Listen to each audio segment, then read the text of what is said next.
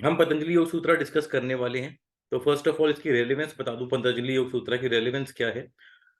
अ, सबसे बड़ी रेलेवेंस तो ये है कि मॉडर्न साइकोलॉजी इसको आज की डेट में, इसके अंदर जो चीजें लिखी हैं, इनसाइट्स लिखे हैं, उसको modern psychology as a intervention use कर रही है टू ट्रीट देयर क्लाइंट्स। ठीक है। और साइकोलॉजिकल क्लाइंट्स जो होते हैं, वो मैं आपको पहले क्लियर कर दूं कि वो पागल नहीं होते, they are not only retarded. जो रिटार्डेड होते हैं उनको psychiatrist along with clinical psychologist treat करता है।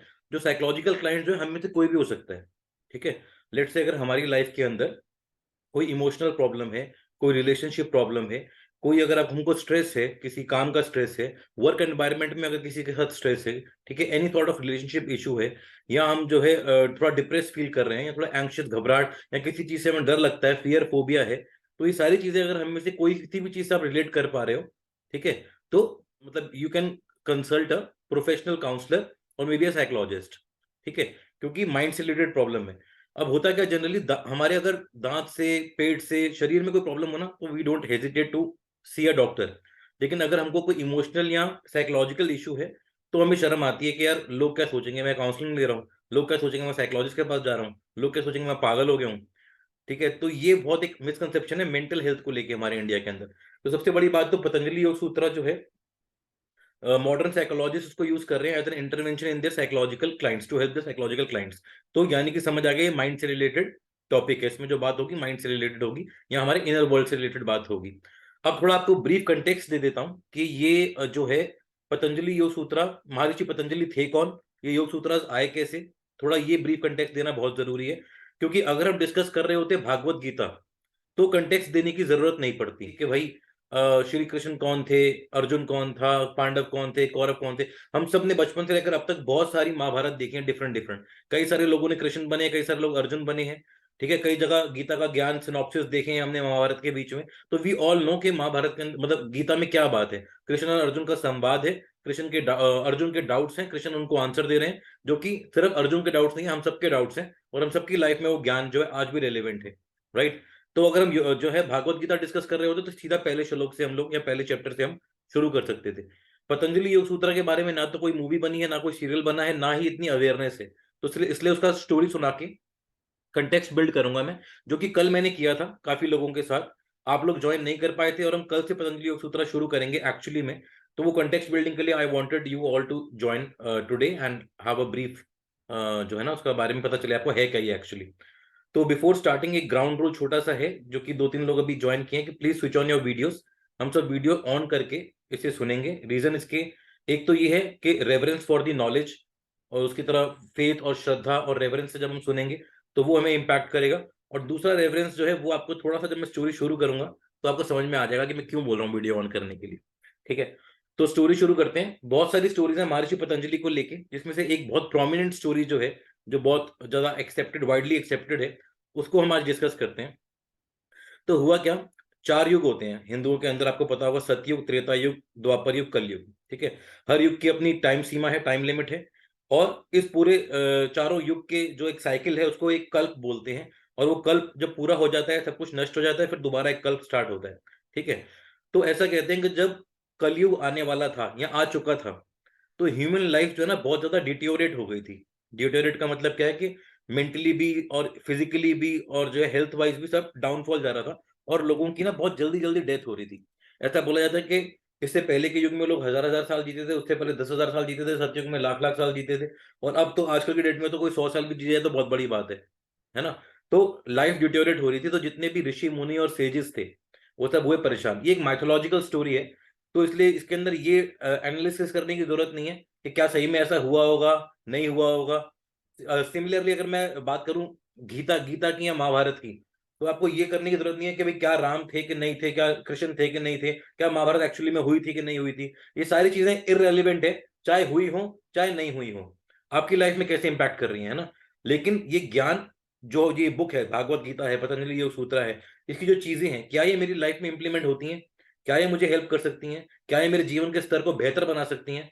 तो हमारा फोकस सिर्फ इस चीज पे होना चाहिए, rather then in mythological stories को प्रूव करने जाएं, या ये प्रूफ ढूंढने देखें कि ऐसा हुआ था कि नहीं। ठीक है।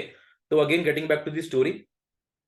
तो जितने भी हमारे ऋषि मुनि थे, उन्होंने देखा कि कलयुग के अंदर तो सबकी लाइफ बहुत डिटोरेट हो रही है, तो वो सब गए नारायण के पास, ऐसा बोला जाता है, विष्णु के पास। और नारायण के पास जाकर उन्होंने प्रे किया कि हे नारायण, ऐसे सब कुछ चल रहा है, कैओस हो रहा है अर्थ के ऊपर, और लाइफ स्पैन इतना कम होता जा रहा है, प्लीज कुछ करो। ठीक है। तो विष्णु जी ने सिर्फ, विष्णु जी अब कहाँ बैठते हैं, वो बैठते हैं शेषनाग जी की शैया के ऊपर, है ना। शेषनाग कौन है? 1000 हेडेड सर्पेंट। अब 1000 हेडेड सर्पेंट का भी एक रेलेवेंस है। 1000 का मतलब हमारे शास्त्रों में होता है कंप्लीशन, स्क्रिप्चर्स में 1000 का मतलब है कंप्लीट। तो 1000 सर जिसके हैं, यानी उसके पास कंप्लीट नॉलेज है, नॉलेज की कोई कमी नहीं है। ठीक है। तो वो शेषनाग पे बैठे हुए थे। तो नारायण ने सेजिस की बात सुन के सिर्फ शेषनाग जी की तरफ एक बार देखा, just a glance, and the glance was good enough to tell Sheshnag ji कि भाई what needs to be done. ठीक है। तो जब वो ग्लांस उन्होंने उन्हें दिया, तो शेषनाग जी को पता था अब क्या करना है। ठीक है। तो शेषनाग जी ने जो है ह्यूमन बर्थ, सॉरी, एक अवतार लिया, और अवतार लेके वो धरती पे आए एक सेज की फॉर्म में। तो वो सेज जो थे, वो थे महर्षि पतंजलि। ठीक है। तो महर्षि पतंजलि कौन है? स्क्रिप्चर्स के हिसाब से आदि शेषा के अवतार हैं, शेषनाग जी के अवतार हैं। ठीक है। और शेषनाग जी के अवतार बलराम भी बोलते हैं हम लोग, है ना। तो वो बलराम के भी एक अवतार मान सकते हो आप उन्हें। तो ये है महर्षि पतंजलि। तो ये तो इनकी रेलिवेंस पता लगी कि how important a personality he is according to our Hindu scriptures. ठीक है। तो अब जब वो धरती पे आए, तो उनको चाहिए थे स्टूडेंट्स, डिसाइपल्स। एक अकेला आदमी कितने लोगों को ज्ञान दे पाएगा, है ना। तो ही वांटेड डिसाइपल्स। और डिसाइपल भी कैसे? जो कि योग्य डिसाइपल हो, जिनके अंदर पात्रता हो, वर्दी हो उस नॉलेज को सुनने के लिए और इनको इंप्लीमेंट करने के लिए। ठीक है। तो अब जब ये इन्होंने क्या किया कि 1000 डिसाइपल्स उन्होंने चुने। क्यों 1000 चुने? Again 1000 is the number of completion. तो 1000 डिसाइपल उन्होंने चुने। उन सबको चुन के वो कहते हैं कि सदर्न इंडिया के अंदर विंध्या करके ना कुछ एक वो है, माउंटेन की रेंज है, वहां पे वो उनको ले गए। अब वहां ले गए महर्षि पतंजलि उनको, और वहां पे पूरे 1000 स्टूडेंट्स के साथ अब उन्होंने डिस्कोर्स देने के लिए बैठ गए, ज्ञान देने के लिए। तो उन्होंने 2 ग्राउंड रूल बताए, जिसमें जैसे एक ग्राउंड रूल हमने रखा कि वीडियोस ऑन रहेंगी, ऐसे उनके 2 ग्राउंड रूल्स थे।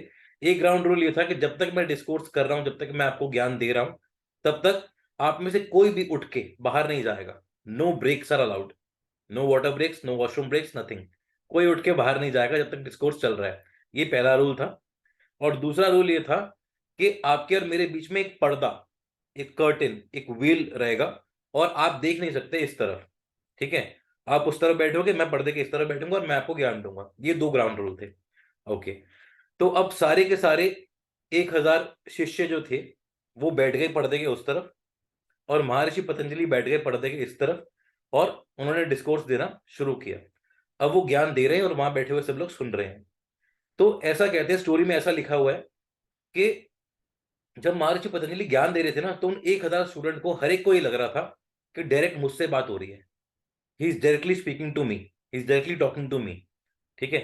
क्योंकि क्या होता है, देखो अभी जैसे हम यहाँ पे डिस्कशन कर रहे हैं, मैं आप लोगों को बता रहा हूँ, लेकिन अगर मैं आप लोगों से इंडिविजुअली 1 to 1 बात कर रहा होता, है ना, तो आपका जो है स्टेट ऑफ माइंड क्या है, आपका एक्सपीरियंस लाइफ का क्या रहा है, बैकग्राउंड क्या है, आपकी एजुकेशन क्या है, ये सब चीजें जानने के बाद मैं उस, या आपकी कौन कौन सी लैंग्वेजेस में आप कंफर्टेबल हो, इंग्लिश में, हिंदी में, पंजाबी में, किसमें आप कंफर्टेबल हो, तो मैं उस पर्टिकुलर लैंग्वेज में आपसे बात करता। लेकिन अभी मैं आप सबसे एक जेनरिक उसमें बात कर रहा हूँ, तो आप जो है ये नहीं बोल सकते कि एकदम 1 to 1 मेरे से ही बात हो रही है ना। लेकिन जब हम तो ये डिफरेंस है 1 to 1 बात करने में, ग्रुप सेशन में बात करने में। लेकिन महर्षि पतंजलि जो है ग्रुप सेशन ले रहे हैं, 1000 स्टूडेंट्स को पर्दे के पीछे जो है बैठ के ज्ञान दे रहे हैं, बट हर एक स्टूडेंट को लग रहा है डायरेक्टली मेरे से बात हो रही है। और वो सब हैरान थे कि ऐसा कैसे है कि मतलब वो ज्ञान दे रहे हैं, बट मुझे लग रहा है डायरेक्टली मेरे से बात कर रहे हैं, उसको लग रहा है डायरेक्टली उससे बात कर रहे हैं, उसको लग रहा है डायरेक्टली उससे बात कर रहे हैं। बट चलो एनी हाउ, वो ज्ञान दे रहे थे, सब सुन रहे थे। अब ऐसा कहते हैं कि उन 1000 स्टूडेंट्स में से ना किसी एक स्टूडेंट को वॉशरूम जाने का अर्ज हुआ, नेचर्स कॉल। ठीक है। तो बट उसको याद आया कि 2 ही ग्राउंड रूल थे। पहला ग्राउंड रूल था कि नो ब्रेक्स आर अलाउड जब तक डिस्कोर्स खत्म नहीं होता, और दूसरा ग्राउंड रूल था कि आपके और मेरे बीच में एक पर्दा रहेगा, और आप पर्दे के उस तरफ बैठ के सुनोगे, मैं पर्दे के इस तरफ बैठ के आपको डिस्कोर्स दूंगा। थोड़ी देर उस बच्चे ने वेट किया, लेकिन after certain period of time he could not hold it. उसको लगा अगर मैं 2 मिनट में जाके बाहर वॉशरूम करके आके बैठ जाऊं, तो किसी को क्या ही पता चलने वाला है। तो वो उठा और वो उस प्लेस से बाहर निकल गया to attend the nature's call. ठीक है। अब नेचर्स कॉल अटेंड जब वो बाहर निकल गया, तो हुआ क्या जो एक कलेक्टिव कॉन्शियसनेस बनी हुई थी वो हो गई ब्रेक। ठीक है, कलेक्टिव कॉन्शियसनेस ब्रेक हो गई।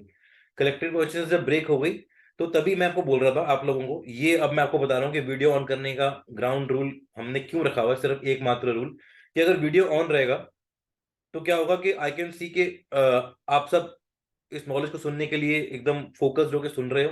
ठीक है, दूसरा ये कि अगर आप खाना खाते हुए सुन रहे हो, या आप अगर टीवी देखते हुए सुन रहे हो, या आप फोन पे चैट करते हो अपने लैपटॉप पे लगा रखा है, या आप कुछ लूडो खेल रहे हो, चेस खेल रहे हो, किसी से बात कर रहे हो, और ये मैं बोलते जा रहा हूँ, चलो जितना सुन लिया, जितना नहीं सुना कोई बात नहीं, अगर आप इस फ्रेम ऑफ माइंड से सुनोगे तो एक्चुअली में आप क्या कर रहे हो, आप कलेक्टिव कॉन्शियसनेस को हैम्पर कर रहे हो। ठीक है, लेट से कल भी हमको 7-8 लोगों ने 10 लोगों ने ज्वाइन किया था, 4-5 लोग आप हो सकता है 1-2 लोग और ज्वाइन कर ले। अगर हम 15-17 लोग 18 लोग बैठ के इस डिस्कोर्स को सुन रहे होंगे, उसमें से किसी एक ने भी अगर उस बच्चे वाली हरकत करी, जैसे वो वॉशरूम के लिए चला गया था, और आपको पता चलेगा आगे फिर क्या हुआ, कलेक्टिव कॉन्शियसनेस ब्रेक होने के बाद कितना हैम्पर किया उसने, तो क्या होगा कि आपने कलेक्टिव कॉन्शियसनेस ब्रेक करी, तो बाकी जितने भी लोग हैं ना जो फोकस्ड हैं, उन 15 लोगों का भी ध्यान भटक जाएगा, जस्ट बिकॉज ऑफ आपकी वजह से।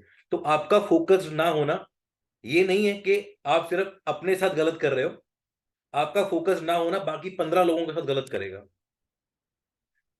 तो इसलिए अगर आप अगर 8 से 8:30 टाइम नहीं निकाल सकते हो, आपको अगर खाना खाना है या खाना बनाना है या कोई और टीवी देखना है, कुछ और अटेंड करना है, या आपके घर में बाई चांस गेस्ट आ गए हैं, प्लीज डोंट अटेंड उस दिन सेशन को, अगले दिन रिकॉर्डिंग देख लेना यूट्यूब के ऊपर। बट एटलीस्ट दूसरों के लिए, अपने लिए ना सही, ठीक है, दूसरों के लिए जो है कलेक्टिव कॉन्शियसनेस को ब्रेक मत करने की जरूरत नहीं है। तो अब मैं बताऊंगा कि आगे हुआ क्या। अब वो बच्चा चला गया वॉशरूम के लिए, जब वो चला गया कलेक्टिव कॉन्शियसनेस ब्रेक हो गई, तो दूसरे किसी और डिसाइपल के मन में, जो 999 बच गए थे, किसी एक के मन में ख्याल आया कि ये पर्दा क्यों लगा रखा है बीच में। किसी दूसरे के मन में ख्याल आया, तीसरे के मन में ख्याल आया कि ऐसा कैसे है कि ये बात कर रहे हैं हम सबसे और हमें लग रहा है कि सिर्फ मेरे से डायरेक्टली बात हो रही है। ठीक है, जब सुन तो बाकी और लोग भी रहे हैं। तो चौथे ने बोला अगर ये पर्दा हटा भी दें, उसके मन में आया, तो क्या ही हो जाएगा। ठीक है, छठे के मन में आया मैं देखूं तो सही पर्दे के साइड में है क्या। करते करते करते करते, क्योंकि एक ने रूल तोड़ा था, तो वो रूल ब्रेक हो, तो कलेक्टिव कॉन्शियसनेस के अंदर रूल ब्रेक की लहर दौड़ गई। ठीक है, और करते करते करते 7वें 8वें 10वें डिसाइपल ने हल्का सा पर्दा हटा के देख लिया, और जैसे उसने पर्दा हटाया वो पर्दा पूरा गिर ही गया नीचे। ठीक है, वो पर्दा हट ही गया। जब वो पर्दा हट गया तो आगे स्टोरी में ये लिखा है कि ऑल दोज 999 डिसाइपल्स, जो 999 शिष्य बैठे थे, they were all burn to ashes. सब वहां बैठे बैठे भस्म हो गए, राख के ढेर बन गए जैसे ही वो पर्दा हटा। ठीक है, अब वो जो छोटा बच्चा बाहर गया हुआ था वॉशरूम ब्रेक के लिए, वो बेचारा अंदर आया और आके दिख रहा है कहाँ गए सारे, सब राख के ढेर, और सामने बैठे हुए गुरुदेव। तो उन्होंने पतंजलि महर्षि से पूछा कि अरे ये सब लोग, पतंजलि महर्षि ने उसको देख के बोला, बच्चे को देख के, अरे तुम कौन हो, यहाँ कैसे। तो उन्होंने बोला कि अरे मैं तो यहाँ पे आया था, मेरे साथ तो और 999 लोग थे, हम तो आपसे ज्ञान सुन रहे थे, बट अब मैं आया हूँ, यहाँ पे कोई भी नहीं है, बस ये राख राख पड़ी हुई है, और आई एम रियली सॉरी, मेरे को जो है बस वॉशरूम के लिए जाना था। तो उन्होंने उसको बिठाया और बोले अच्छा अच्छा बैठो, और उसको बाकी ज्ञान देके अपना ज्ञान कंप्लीट किया। कंप्लीट करने के बाद उसको बोला कि ज्ञान तो मैंने तुम्हें दे दिया है, लेकिन क्योंकि तुमने रूल ब्रेक किया, गुरु की बात नहीं मानी, तुमने एक बैड कर्मा किया है, तो उसका तुम्हें दंड भी भोगना ही पड़ेगा।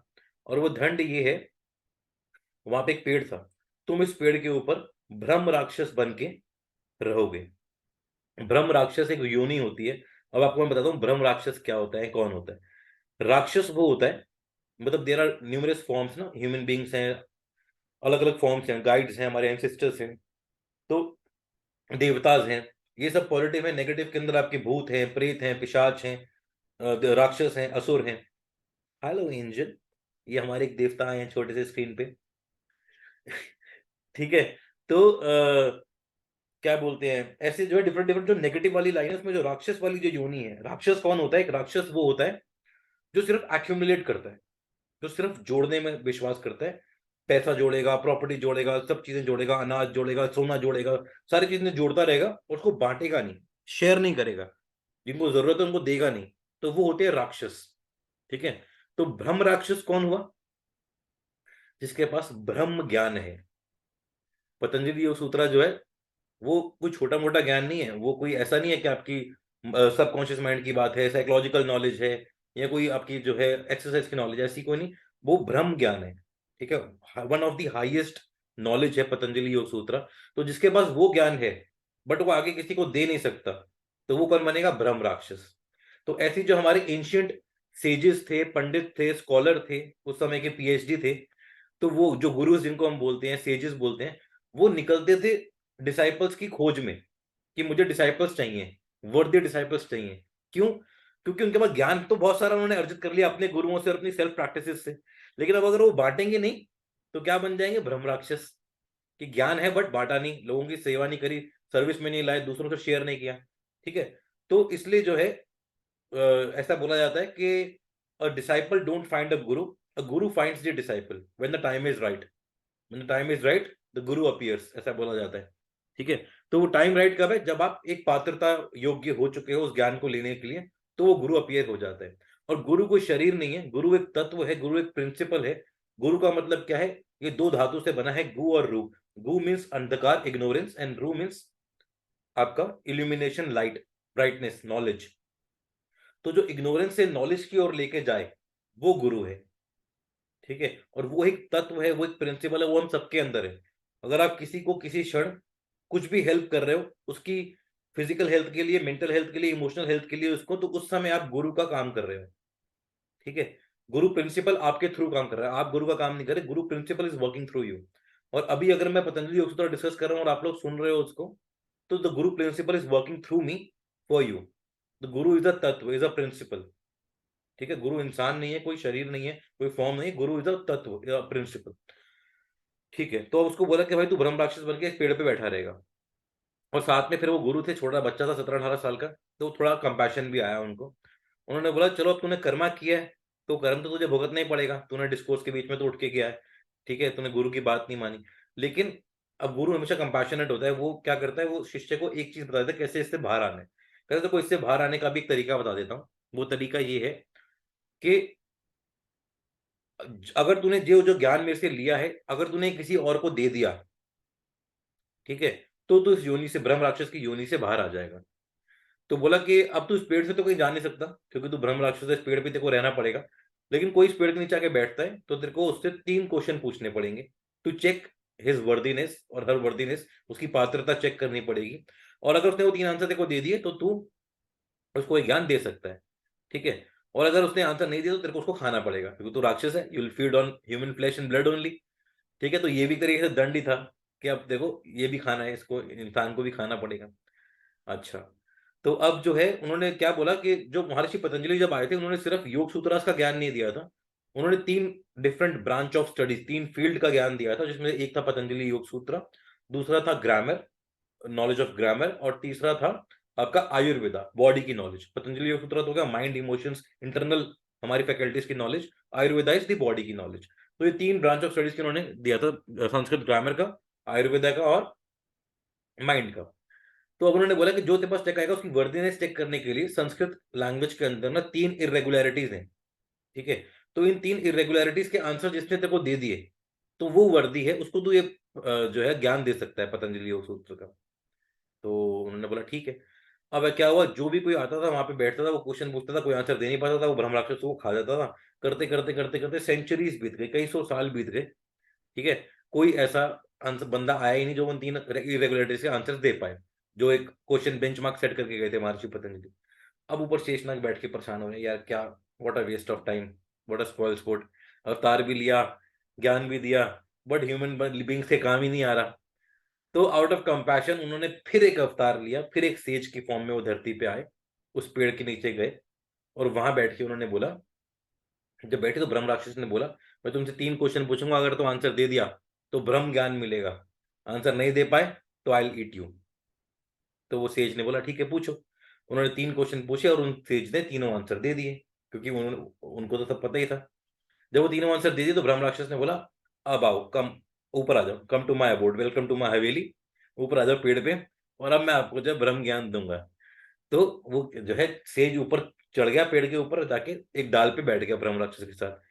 अब उसने क्या बोला ब्रह्म राक्षस ने, there is a ground rule, जब तक मेरा डिस्कोर्स खत्म नहीं होता आप इस पेड़ से उतर के कहीं जा नहीं सकते।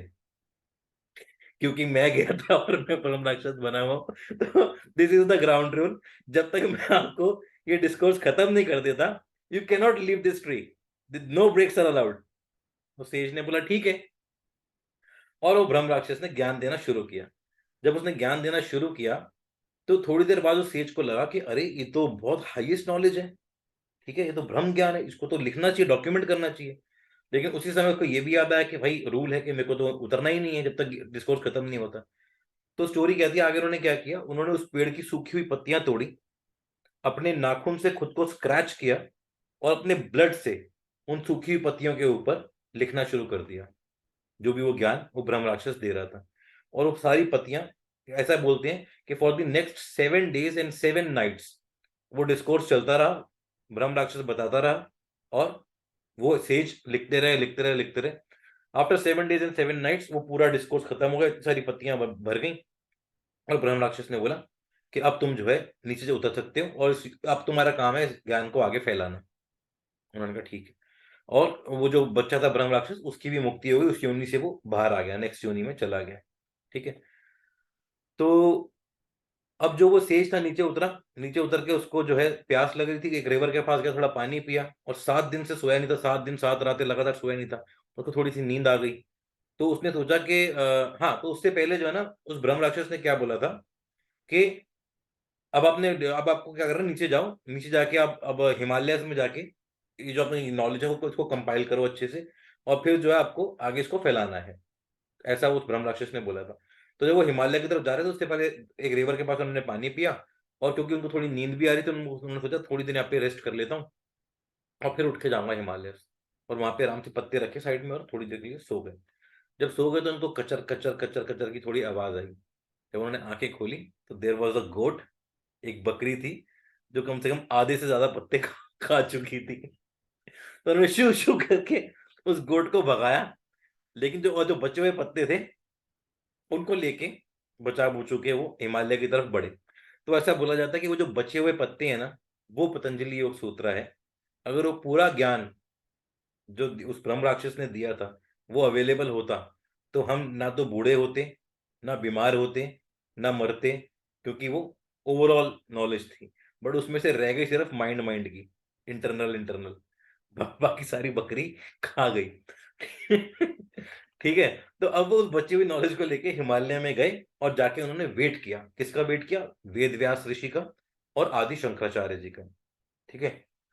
तो अब जब वो स्टेज दोबारा नीचे उतर के आए थे, तो और जो हिमालय में जाके वेट कर रहे थे आदि शंकराचार्य जी का, उनका नाम बताया जाता है गोविंद पदा। गोविंद पदा उनका नाम था, और गोविंद पदा आदि शंकराचार्य जी के गुरु हैं। और आदि ऐसा स्क्रिप्चर्स में लिखा है कि जब आदि शंकराचार्य सबसे पहले गोविंद पदा से मिले थे, तो उनकी प्रेज के लिए उन्होंने कुछ संस्कृत के वर्सेस बोले थे, और उन संस्कृत के वर्सेस में एक वर्स ये भी था, ओ इनकारनेशन ऑफ आदि शेषा। ठीक है। तो ही सिंबलाइज्ड हिम, रिकॉग्नाइज्ड हिम कि आप जो है शेषनाग के अवतार हो, और ऑब्वियसली है ही। पहले वो पतंजलि महर्षि बन के आए थे, फिर वो गोविंद पदा बन के आए थे खुद ही। पहले मास्टर बन के आए और बताया, और फिर खुद ही स्टूडेंट बन के आए, उसको लिया। ठीक है। तो अब जब उन्होंने वो ज्ञान तो आदि शंकराचार्य जी का उन्होंने वेट किया, और गोविंद पदा के जो गुरु थे वो थे गौड़ पदा। और वो गौड़ पदा कौन थे, वो बच्चा था जो ब्रह्म राक्षस बना था। तो ये गौड़ पदा, गोविंद पदा, फिर आदि शंकराचार्य, जो लीनियज है पूरी इस परंपरा की, तो ये जो है रिलेट करती है महर्षि पतंजलि से और आदि शेषा से, डायरेक्ट रेलिवेंस। ठीक है। तो this is how these stages are connected. और फिर आदि शंकराचार्य ने पूरे भारतवर्ष में भ्रमण करके 4 मठों का स्थापित किया, 4 धाम का स्थापित किया, वहां पे इस नॉलेज को रखा। इसके साथ और भी बहुत सारी नॉलेज, उन्होंने 300 से ज्यादा स्क्रिप्चर्स लिखे आदि शंकराचार्य जी ने, जो उन्होंने गोविंद पदा जी से सीखे थे। ठीक है। जिसमें से पतंजलि योग सूत्र है भी एक स्क्रिप्चर है। ठीक है। तो निर्वाण षटकम, भज गोविंदम, ऐसे बहुत सारे आदि शंकराचार्य जी ने लिखे हैं।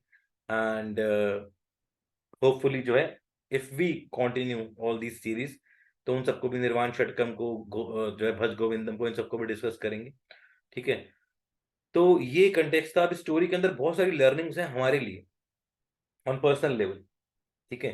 तो ये स्टोरी मैंने क्यों स्टार्ट करी कि हमारी थोड़ी एक फ्रेम ऑफ माइंड सेट हो जाए कि हमें कैसे इसको सुनना है, क्योंकि सिर्फ सुनने से फायदा नहीं है अगर इम्प्लीमेंट नहीं किया तो। सबसे पहली लर्निंग तो क्या है, सबसे पहली लर्निंग ये है कि जो गुरु है वो जब एक शिष्य से बात करता है या एक शिष्य से रिलेट करता है, तो वो जो है उसका एक यूनिक रिलेशन होता है हर एक गुरु का अपने हर एक डिसाइपल के साथ। एक सेम रिलेशन नहीं होता, पहली चीज तो।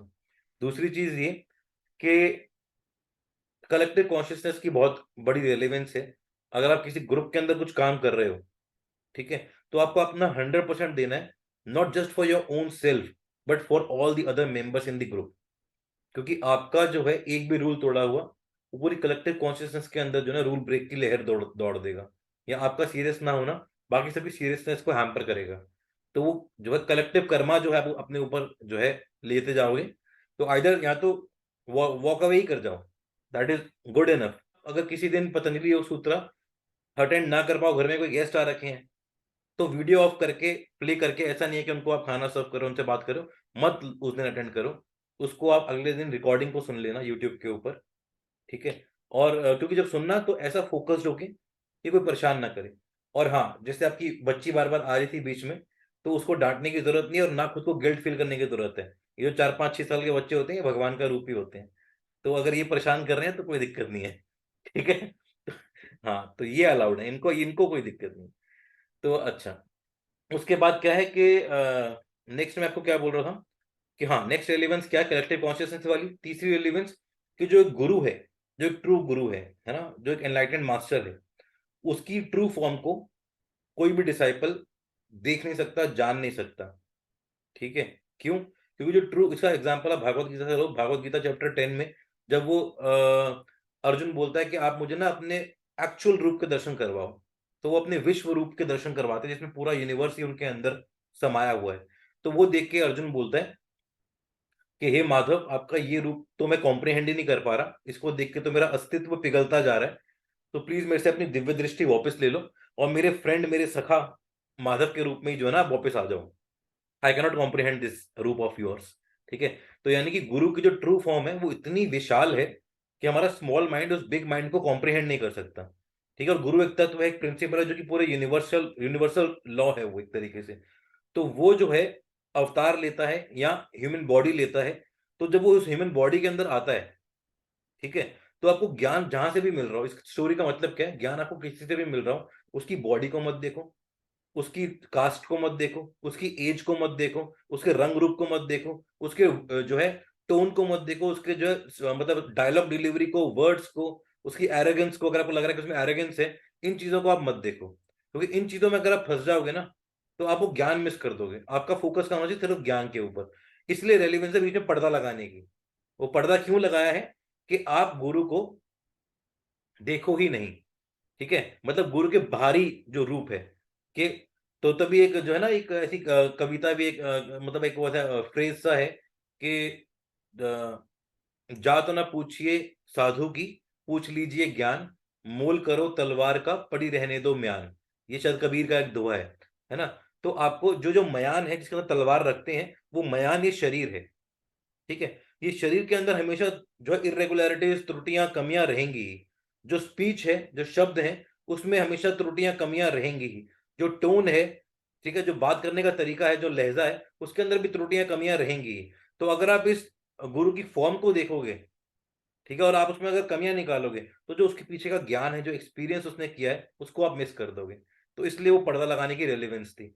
तो मैंने आपको तभी बोला कि इसमें इन चक्रों में मत फंसना कि अरे आदिशेष है भी कि नहीं, पतंजलि महर्षि थे भी कि नहीं, वो वही गौड़ पदा थे भी कि नहीं, ठीक है। ये सब चीजें बकवास तो नहीं है। ब्रह्म राक्षस होते हैं कि नहीं होते, ठीक है। इन चीजों में अटकने की जरूरत नहीं है। बट रेलिवेंस हमारी लाइफ में वो कैसे इंप्लीमेंट हो रहा है, वो पर्दे का मतलब क्या है। वो पर्दे का मतलब है कि आपको ये रंग रूप, बॉडी, स्पीच, लैंग्वेज, कुल, ठीक है, कास्ट, ये नहीं देखनी गुरु की। ना एज देखनी है कि ये तो मेरे से छोटा है, मुझे क्या सिखाएगा, ठीक है। तो ये हमारे इसमें भी लिखा हुआ है किसी स्क्रिप्चर के अंदर कि अगर एक छोटा बालक भी मुझे ज्ञान की बात देगा, तो मुझे उसको गुरु मान के एक्सेप्ट कर लेना चाहिए। और अगर खुद स्वयं ब्रह्मा भी अज्ञान की बात करेगा, तो मुझे उसको जो है मना कर देना चाहिए और नहीं सुननी चाहिए ब्रह्मा की बात भी। क्योंकि अगेन ब्रह्मा भी एक फॉर्म है, बच्चा भी एक फॉर्म है, लेकिन जो गुरु तत्व है, वो जो प्रिंसिपल है, उसकी ना कोई रूप है, ना रंग है, ना आकार है, ना नाम है, कुछ नहीं है। इसलिए पर्दा लगाने की रिलेवेंस थी, ठीक है।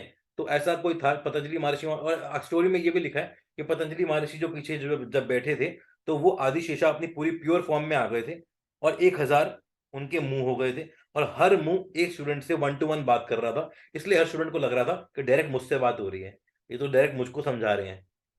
ठीक है, और जब वो पर्दा हटा, तो शेषनाग की वो ट्रू फॉर्म को देख के कौन सर्वाइव कर पाता, they all were burn to ashes. तो ये जो जितनी ये पुरानी कहानियां हैं, स्टोरीज हैं, ये अगर आप इसको राइट ब्रेन से सुनोगे तो बड़ी एंगेजिंग लगेंगी, बड़ी इंट्रिग्यूनिंग लगेंगी।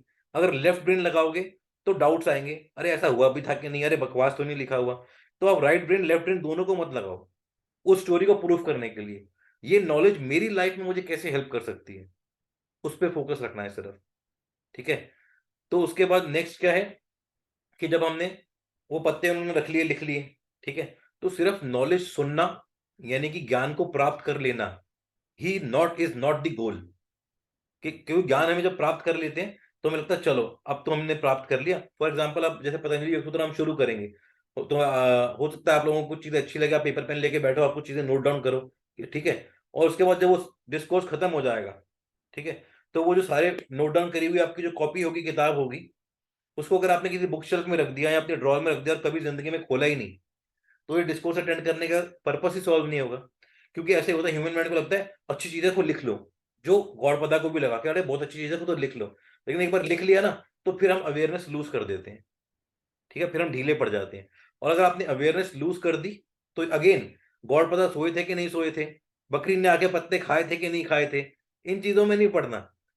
ठीक है, रेलिवेंस क्या है कि एक बार अगर नॉलेज सुन ली और उसके बाद अगर हमने अवेयरनेस लूज कर दी, तो वो नॉलेज का कोई फायदा नहीं है, वो नॉलेज भी आपकी नष्ट हो जाएगी। बकरी जैसे खा गई थी ना, तो नॉलेज नष्ट हो जाएगी। तो सिमिलरली नॉलेज को सुनना जितना जरूरी है, उसको नोट डाउन करके प्रिजर्व करना जितना जरूरी है, उतना ही अवेयरनेस को मेंटेन करना भी जरूरी है। कि अवेयरनेस अगर आपने लूज कर दी, या आप ढीले पड़ गए, या आपने नोटबुक तो ली, लेकिन उसको ऐसी जगह रख दिया, कभी रेफर ही नहीं किया, उसको जीवन में उतारा ही नहीं, तो वो नॉलेज नष्ट हो जाएगी। वो समय भी आपने नष्ट किया सुनने का, ठीक है, और आगे उसको इंप्लीमेंट भी नहीं किया। तो अगेन, बकरी ने खाया था कि नहीं खाया था, गोविंद पता सोया था कि नहीं सोया था, डजेंट मैटर। आप ये जो नॉलेज सुन रहे हो, ये आपकी लाइफ में कैसे रेलिवेंस रखती है, आपको क्या क्या गलतियां नहीं करनी, आपको क्या क्या चीजें ध्यान में रखनी है। तो this these Puranic stories are for that. ठीक है, तो अब जब हम पतंजलि योग सूत्रा पढ़ेंगे, तो वो कोई कहानी नहीं है, वो कोई स्टोरी नहीं है, उसमें डायरेक्ट सूत्राज हैं लाइफ के। एक सूत्र का मतलब क्या होता है? सूत्र का मतलब हम एक धागा भी बोल सकते हैं, एक जो है धरोहर भी बोल सकते हैं, जो आपको कहते हैं ना कि डूबते हुए को तिनके का सहारा भी बहुत है। तो ये जो भव सागर में हम फंसे हुए हैं, इस मटेरियल वर्ल्ड में, इस लाइफ और डेथ की साइकिल में जो हम फंसे हुए हैं, इससे बाहर निकालने के कुछ सूत्र होते हैं। नारद ने भक्ति के सूत्र दिए, शिव ने अपने सूत्र दिए, पतंजलि महर्षि ने अपने सूत्र दिए। तो इन सूत्रास को पढ़ के आप अपनी लाइफ का जो है ना, अगर आपको ये भी समझ में नहीं आता कि जीवन और मृत्यु क्या है, ये लाइफ का सर्कल क्या है, पास्ट लाइफ होती है कि नहीं होती, मिट्टी पाओ हर चीज के ऊपर, लेकिन क्या ये मेरी इस लाइफ के स्टेटस को इंप्रूव करने में हेल्प कर सकती है, मेरे इंटरपर्सनल और इंट्रापर्सनल स्किल्स को इंप्रूव करने में हेल्प कर सकती है, मुझे जो है अपनी क्रेविंग एवर्जन्स के ऊपर जो है काबू लाने में हेल्प कर सकती है, बस उतना ही रेलिवेंस रखो इसको। धीरे धीरे धीरे धीरे धीरे धीरे आपको जब ये और डेप्थ में जाओगे और पात्रता बढ़ेगी आपकी, तो चीजें अपने आप मैनिफेस्ट होंगी।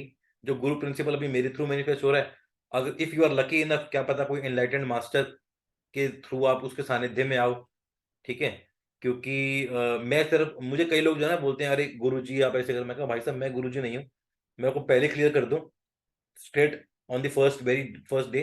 मुझे कई लोगों ने गुरु करके एड्रेस किया, आप तो गुरु हो, आप तो ये वो। मैं कहा मैं गुरु नहीं हूँ। मैंने कहा आपको भ्रम में नहीं रखना चाहता, मैं हाँ एक साधक मुझे बोल सकते हो, क्या मैं स्पिरिचुअल प्रैक्टिशनर, मैं एक साधक हूँ। बाय प्रोफेशन मैं एक रिग्रेशन थेरेपिस्ट हूँ, एक काउंसलिंग साइकोलॉजिस्ट हूँ। तो I am there to help you and assist you, जितना मेरे को पता है। लेकिन गुरु, एक असली सच्चा गुरु कौन है? जो खुद एनलाइटेंड है, वही आपको एनलाइटन कर सकता है। यानी कि एक जली हुई मोमबत्ती ही एक बुझी हुई मोमबत्ती को जला सकती है। अभी तो मैं खुद ही जलने का प्रयास कर रहा हूँ। ठीक है, तो अगर आप मुझे गुरु की उपाधि दे दोगे और आप सोचोगे कि इसकी बातें अगर सुन ली तो क्या पता मोक्ष मिल जाए, नहीं मिलेगा, क्योंकि मैं खुद ही अभी एनलाइटेड नहीं हूं। ठीक है, तो मैं, आप मुझे एक टीचर समझ सकते हो, आप मुझे एक मेंटोर समझ सकते हो, और सबसे बेस्ट चीज जो श्री कृष्ण बोलते थे, मुझे अपना फ्रेंड समझो, मुझे अपना सखा समझो, ठीक है, वो समझ सकते हो। लेकिन हाँ, गुरु मैं नहीं हूं। गुरु इज समबडी जो कि वहां पहुंचा हुआ है, उसको पता है आपको कैसे लेके जाना है। मैं तो खुद उस मार्ग में वो भी पहुंचने की, ठीक है। तो with this we conclude today's session. अगर आपके कोई क्वेश्चन सवाल हैं तो कृपया अनम्यूट करें और बताएं।